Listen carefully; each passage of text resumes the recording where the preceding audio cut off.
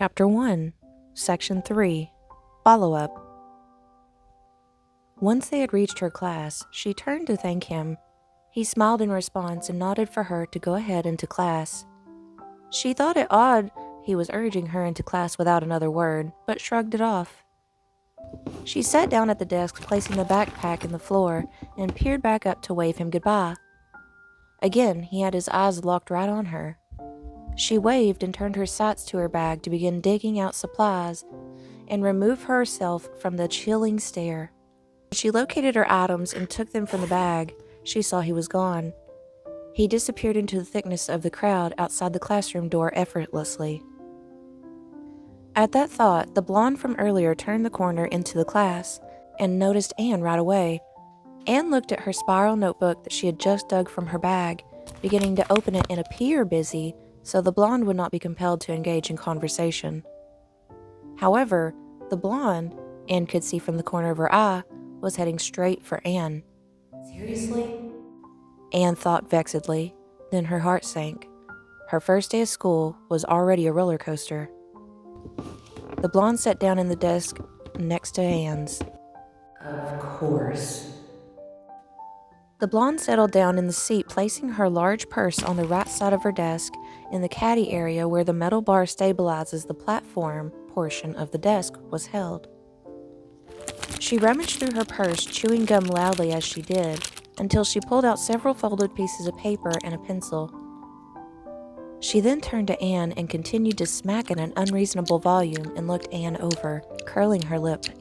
The blonde began twiddling her pencil in her fingers. "And your name is?"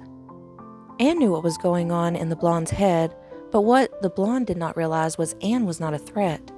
Anne had no interest in being in a relationship at this time. Her main goal was finding who she was and how she felt about all these new changes. "Anne," she said softly. "And yours?" "Tiffany." The blonde continued chewing obnoxiously. She began twiddling her pencil in a different rhythm and stared at the way the pencil moved in her fingers back and forth. This time, without looking back at Anne, Tiffany spoke. "Seemed like you two really hit it off, huh?" Anne could almost taste the passive aggressiveness laced within Tiffany's words. This only fed the fire in Anne's stomach. Oh, come on. "I guess," Anne managed through a fake smile. "He seems like a nice guy, I suppose. Him and Sebastian were chatting when Seb went into the bathroom. Said he'd be right back, though obviously it looks like it took him a little bit longer in the bathroom than he expected." Anne ended the statement with a non-genuine laugh in an attempt to relieve some of the tension. She wasn't interested in arguing with a jealous girl or end up fighting her on her first day. The bell rang to Anne's relief. She had not realized how much the classroom filled up during her brief discussion with Tiffany. Anne also saw this as an opportune time to cease conversation. She glanced up to the front of the classroom when the teacher walked through the door with an open-mouthed smile on his face. The teacher had salt and pepper hair that poofed into what almost looked like an afro, but had a fried appearance to it, with a matching mustache to top it off. It reminded Anne of Albert Einstein from the fried peppery hair. On his left ear was a single gold hoop. He wore a dark red vest and a bow tie with khaki pants and dress shoes. He slapped his hands together and rubbed them vigorously with a widened smile. "So, ladies and gentlemen, ready to begin?" Section 4. Almost There.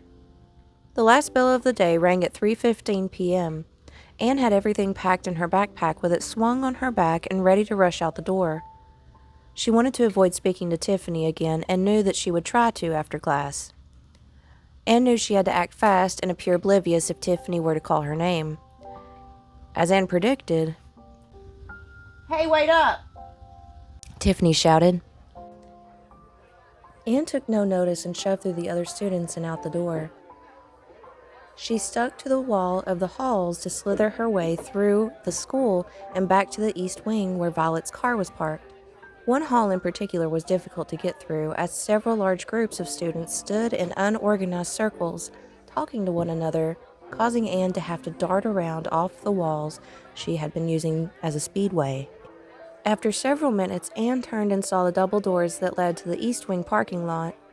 The crowd was thick and difficult to move through in the front office area between the office itself and the cafeteria.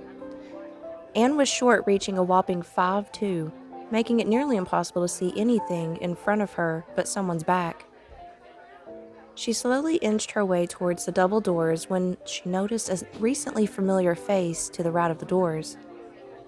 Fat was standing with his arms crossed and one foot propped up a wall behind him, surveying the crowd with a face of indifference. What is he looking for? She considered what it might be, and would be best to blend in with the crowd. She did not want to spark up a conversation, but to get to her sister's car as quickly as possible. Anne kept her head low and stuck near taller students. When she reached the double doors that swung open and closed several times in a minute, she pushed hard on the stainless steel bar as she was not lucky enough to catch it closing. As her hand hit the bar, his eyes snapped in her direction.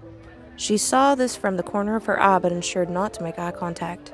His face remained indifferent as she continued down the walkway full of other students branching off in several lines to the parking lot, only taking one glance back to see if he was still watching her. She averted her sight and watched the parking codes until she reached Violet's car.